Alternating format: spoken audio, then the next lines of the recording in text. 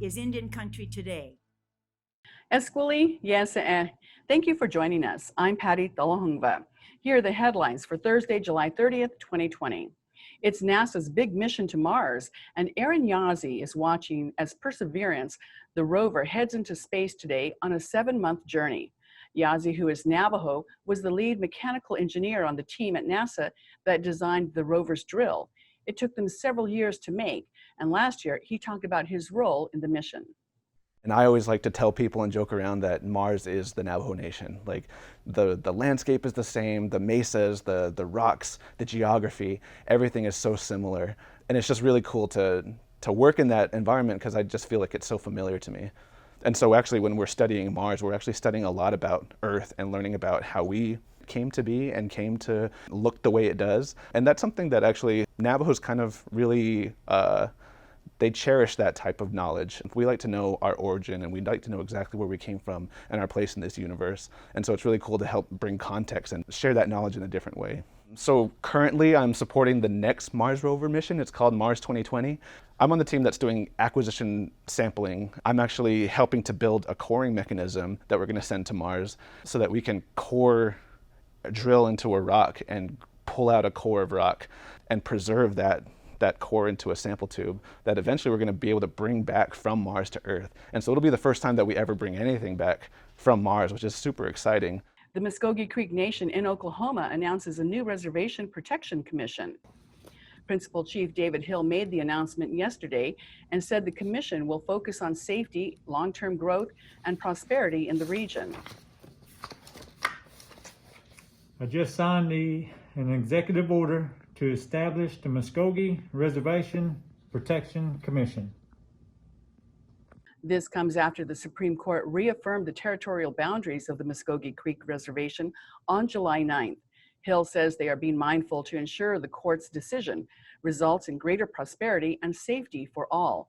The task force is already addressing immediate jurisdictional issues and implementing new agreements.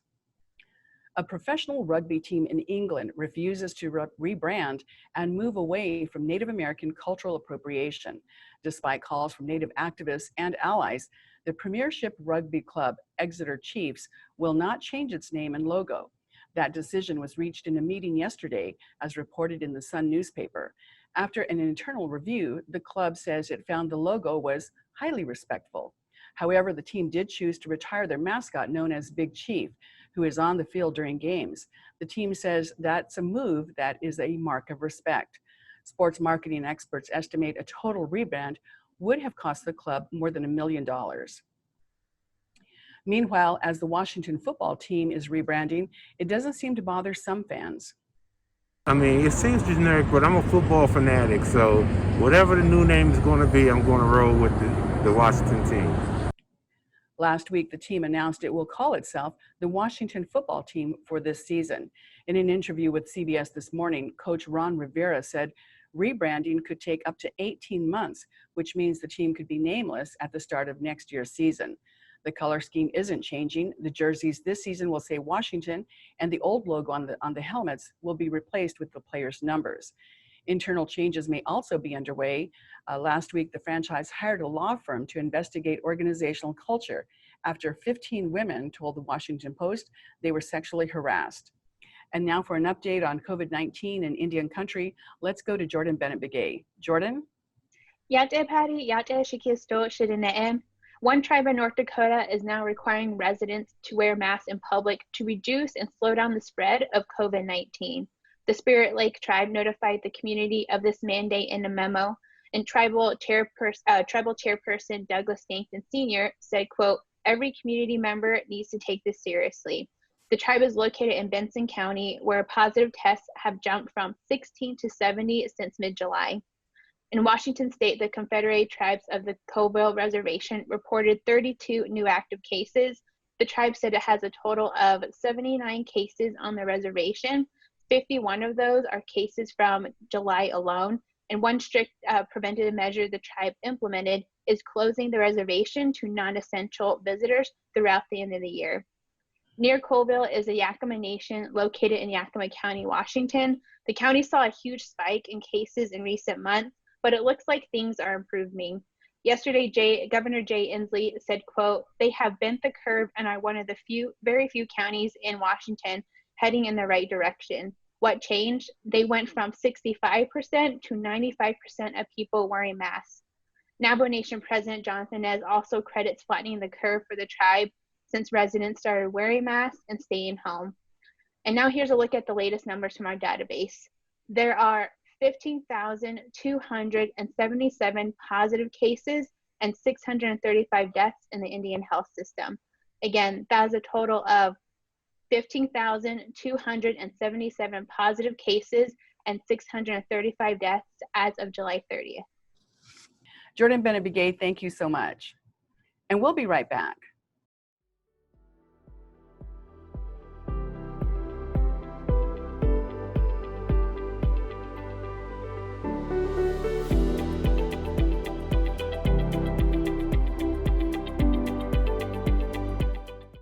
This is Indian Country Today. Across the country, the American Civil Liberties Union works with Native communities on a range of disparities. They do this work through the Indigenous Justice programs. Among some of the issues they are tackling right now are voting rights and education. Sharon Kickingwoman is the Indigenous Project Manager based in Montana. She's a scholar, activist, and policy professional. Sharon is a former Senate page, a White House intern, and she worked as a legislative assistant for the Senate Committee on Indian Affairs. Welcome, Sharon. Thank you so much for having me. And Crystal Pardue is an Equal Justice Works Fellow for the ACLU.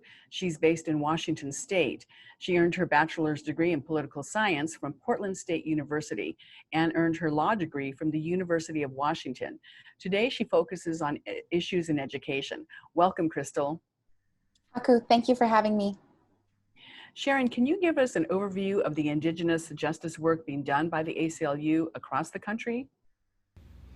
Absolutely. The ACLU has long been invested in working with Indigenous communities and tribes, whether that be through legal advocacy and litigation or working directly in communities. Overall, we seek to uplift Indigenous people, communities, and tribes through community-directed and integrated legal advocacy work. And really what we want to do is follow their lead. We want to be able to support that sovereignty, that dignity, that autonomy, and start dismantling the colonial systems and oppression that are found in all our institutions, including schools and prisons and voting, the issues that you mentioned. Montana is a little bit unique in that we have a large Native population, and similarly, our Indigenous work is focused in states that have a large Native population in the state. And we launched our Indigenous Justice program to formally be able to go into communities and have organizers and have staff dedicated to this priority for our affiliate in Montana.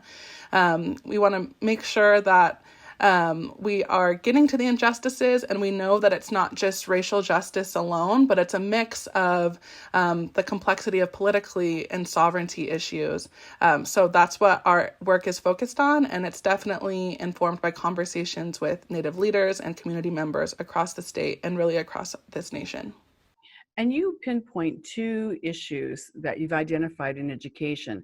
The high rates of discipline for Native students, and also the high rates of absenteeism for Native students. Yeah, so at the ACLU, one of the things we believe, and it's in our Montana's constitution, is that all students have access to this education that is equitable and that's high quality.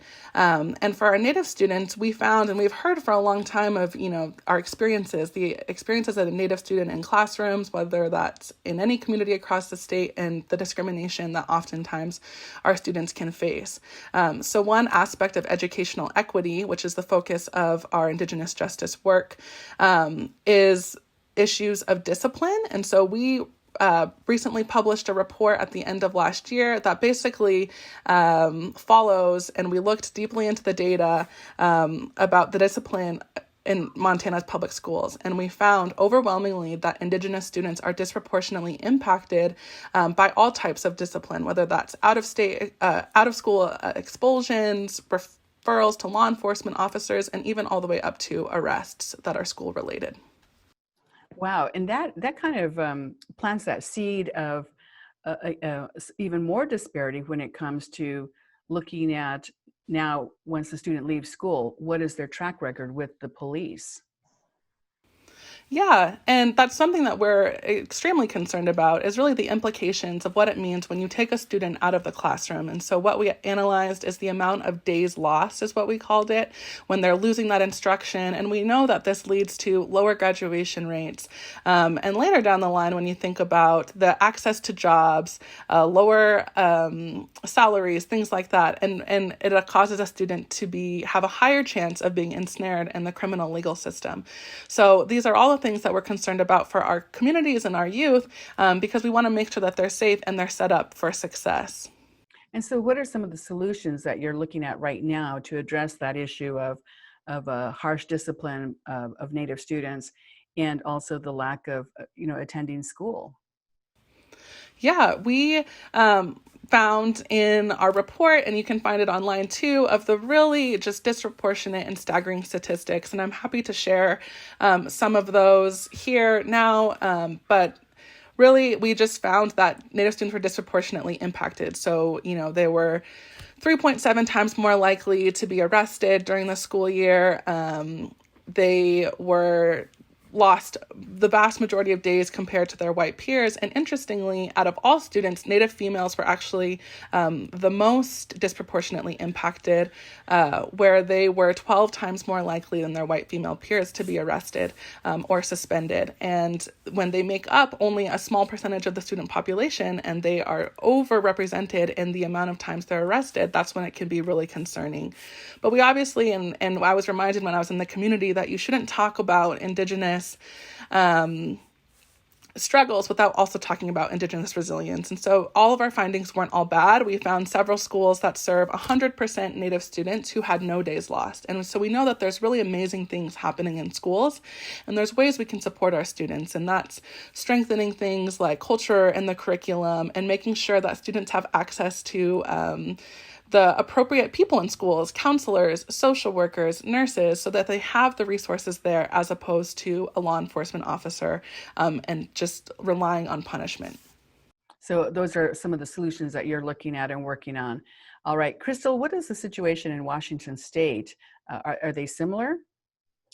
Unfortunately, yes, the situations are similar. In Washington State, we're seeing similarly high numbers of discipline and the types of discipline like Sharon was talking about that takes the child outside of the classroom. Washington Public Schools went home for online learning a few months ago during the pandemic, but before then we were seeing very, very, very concerningly high rates of discipline, such as suspensions and expulsions. We're also seeing really high rates of interactions between students and campus resource officers, which are police people that are on the campuses of schools, not just elementary schools, but middle schools, high schools. So we're seeing those types of interactions get in the way of students' ability to access meaningful and high quality educational content.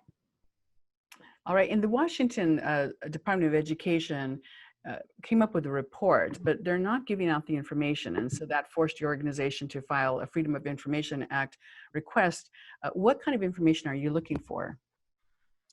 We're looking for disaggregated data on discipline rates for Native American students and other students of color in Washington public schools. All right, and any reason why they're not just freely giving this information out after they went through this whole survey? The state gives multiple reasons for not giving out the information, ranging from that it's not complete or that there could be issues with disaggregating the data. But we're unsure as to why that they're not giving out the data ourselves. Okay, and Sharon, let's move on to the topic of voting rights, because again, Montana has had a lot of issues in that area. What are you working on specifically now as we head into the 2020 election? We know that this year is going to be, a big year, and that's something that the ACLU is hoping to be engaged in and a key player in the upcoming election cycle. And as I said earlier, the Natives are such a huge voting bloc in this state. And we know that the Native population has the power to sway elections and change elections. And so too often mainstream initiatives really do leave Native communities out of their initiatives. And so we want to make sure that what we're doing is mobilizing and engaging Indian country directly because of the power that that community has, and especially in rural communities and in the time of COVID-19. So we're focusing on get out the vote efforts and voter registration because, we haven't been able to gather and a lot of events have been canceled. So our focus is to really make sure that people are informed, that they know the election's coming, and that they know their rights when it comes to being able to cast their ballot in November. And you have actually a large number of Native legislatures in Montana. Are you working with those elected officials in your efforts to increase voter participation? Yeah, we're hoping we have a lot of partners across the state, including Western Native Voice, that do some really amazing work in organizing in Native communities. But we want to make sure we're hitting both reservation and rural communities, as well as the really big urban Native populations here in the bigger cities in Montana. And we have some really exciting efforts. We're hoping to translate some of the words vote and leader and things like that into all of the beautiful Native languages that are represented here in Montana, and really get people excited and talking about the election and what it means to participate. Yes, it's such a challenging time being in this global pandemic. So how has that impacted your work and changed it as you try to make things better for tribes in Montana? Yeah, we know that Indian country is being disproportionately impacted by COVID-19, and we are sensitive to that, and we don't want to contribute to that in any way. So we've had to think really creatively about how do we go virtual? How do we meet people where they are? How do we connect with voters when we're not able to meet face to face? And so we are really honing down into partnering in communities so folks don't have to travel, and making sure that we are communicating directly in this virtual space. So social media has been a good friend, and also just really collaborating and doing partnerships with people all across the state. Yes, and that's one thing, the use of social media in this time is so important. And are you finding that people are using their cell phone more, or do they actually have desktops or laptops or tablets they can access information on? I think it's a mix of both. We're finding that a lot of people are really engaged, on Facebook and Instagram and all the new things like TikTok. And so we're exploring all avenues of reaching people and making sure that our content is engaging, and that people feel seen. And, not just the young people who have social media, but making sure that they're also saying, hey, grandma, let's vote, and let's get the whole household involved in this effort. And so that has been an exciting part, is thinking about how we can really reach people in this digital time. Okay. Sharon Kicking Woman, thank you so much for joining us. Thank you so much for having me. And Crystal, community organizing and getting the excitement within the community to help carry your message and help fight this battle here. How are you seeing that change in this pandemic? It's changed so much.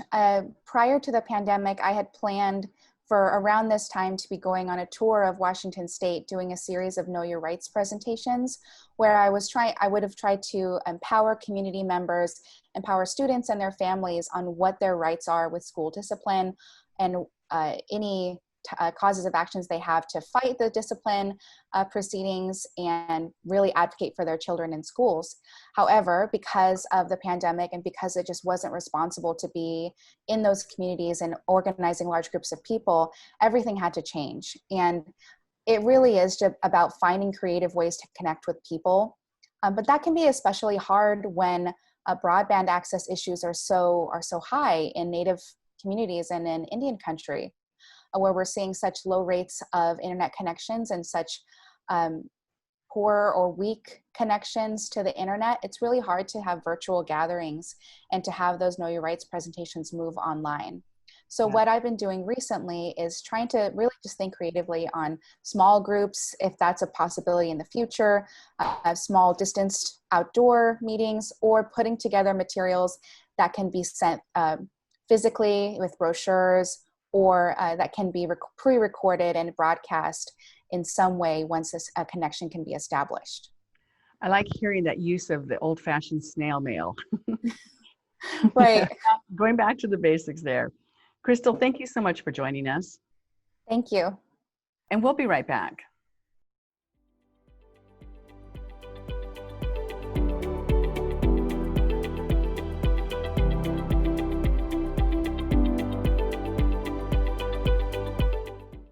Welcome back. Colby Kicking Woman is a reporter for Indian Country Today, and he joins us now. Welcome, Colby. Hi, Patty. Thanks for having me. Let's start in Oklahoma in the case of Indian gaming there. What's happened recently? So just yesterday, there was a federal judge who ruled that the Oklahoma tribal gaming compacts that they have with the state renewed for a 15-year term automatically on January 1 of this year. Oklahoma Governor Kevin Stitt wanted to renegotiate those compacts, but the judge ruled in favor of the tribes. And that's been brewing for months now, you know, as this deadline approached, and the tribe said all along, based on the language in our compacts, it will renew automatically, but the state took it to court, and as you said, they lost. What's at stake for the state? So the tribal gaming operations pay what's called an exclusivity fee to operate within the state certain games. There's class 1, class 2, and class 3 gaming that include table games and bingo halls and horse racing and such. And the tribe currently pays, I believe, between 4 and 10% in exclusivity fees, which is, I think, around the average. Kevin Stitt wanted to renegotiate those to a higher percentage, but since the Tribal Gaming Act passed in Oklahoma in 2004, tribes have paid over $1 billion in these fees. And beyond the fees, you know, they help with infrastructure and healthcare and education within the state. And so it benefits all Oklahomans, really. And the governor himself is Cherokee. So it's an interesting situation when you have a governor who is actually an enrolled member of the Cherokee Nation and fighting against the tribes and the compacts there. Yeah, it's a very interesting dynamic, but it's been, you know, brewing since last fall, I believe, and now it seems to be settled. And how did the Oklahoma Horse Racing Commission factor into this decision? So I believe they were delegated authority by the state, and they granted licenses to at least 2 horse racetracks to operate through 2020. And I believe the judge found that as fulfilling the requirements in order for the compacts to automatically renew. And so that's how they came into play. All right, so it's an interesting situation there, and now you have the compacts again that have automatically renewed.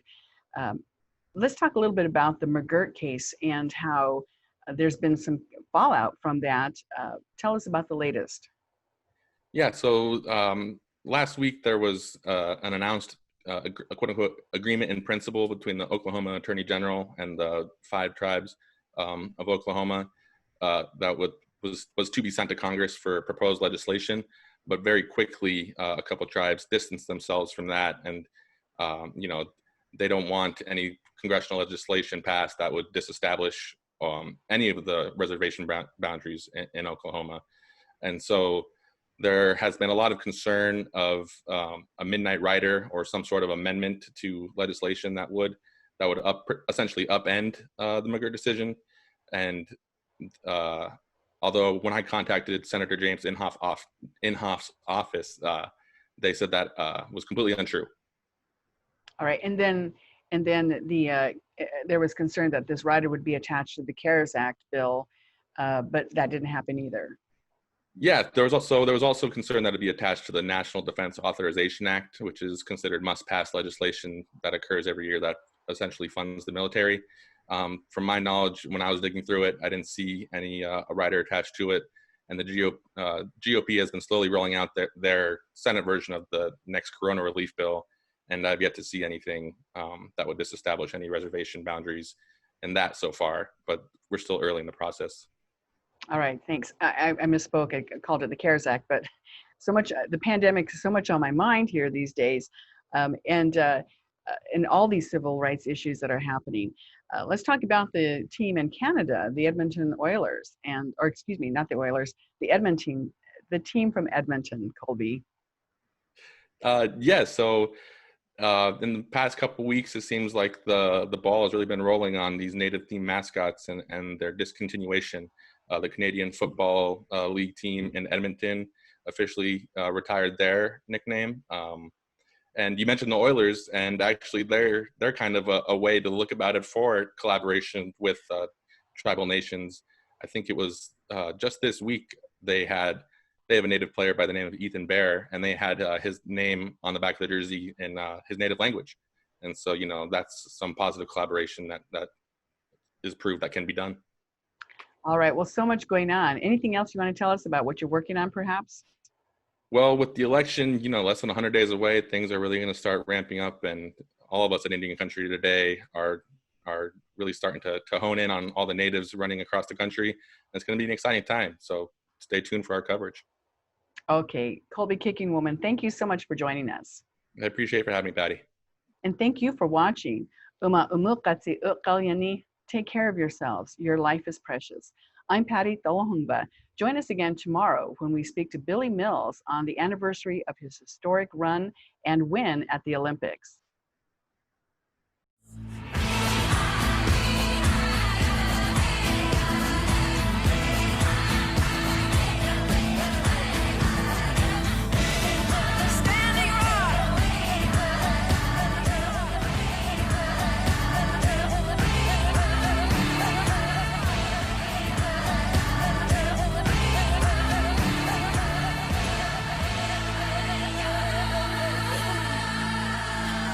This is Indian Country Today.